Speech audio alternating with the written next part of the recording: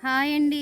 అందరూ ఎలా ఉన్నారు? బాగున్నారా? నేను ఇది చెప్పే స్టోరీ అందరికీ తెలిసిందే. ఆల్మోస్ట్ 90s కిడ్స్‌కి మాత్రం అమ్మమ్మలు, నానమ్మలు వేసవికాల సెలవుల్లో చెప్పేవాళ్ళనమాట. అదేంటి నేను స్టార్ట్ చేస్తా. అనగనగా ఒక రాజు, ఆ రాజుకి ఏడుగురు కొడుకులు వేటకెళ్ళి 7 చేపలు తెచ్చారు. 7 చేపలు తెచ్చి ఎండపెట్టారు.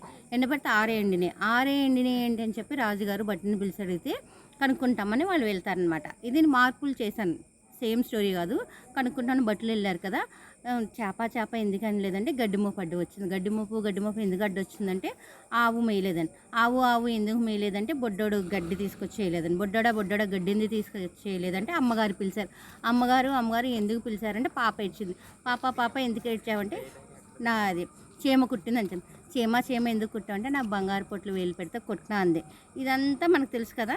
దీని నుంచి మనం ఏం నేర్చుకున్నాం? సరదాగా నవ్వుకున్నాం. కొంతమంది మాత్రమే దీన్ని కూడా ఆదర్శం తీసుకునే వాళ్ళు ఉంటారు. ఒక సమస్య వచ్చిందని దానితో ఆగిపోకుండా మనం దాన్ని సాధించుకుంటూ వెళ్తేనే కదా జీవితంలో ముందుకెళ్తాం. కొంతమంది ఇప్పుడు సమస్యలు వచ్చాయి, కష్టాలు వచ్చాయి ఆగిపోతారు కదా. అలా ఆగకుండా ఈ స్టోరీని చూస్తే ఒకదానికి ఎలా ఛేదించుకుని వెళ్ళారో మనం కూడా జీవితంలో అలాగే ముందుకెళ్ళాలి. ఈరోజు నేను మిమ్మల్ని ఒక క్వశ్చన్ అడుగుతాను.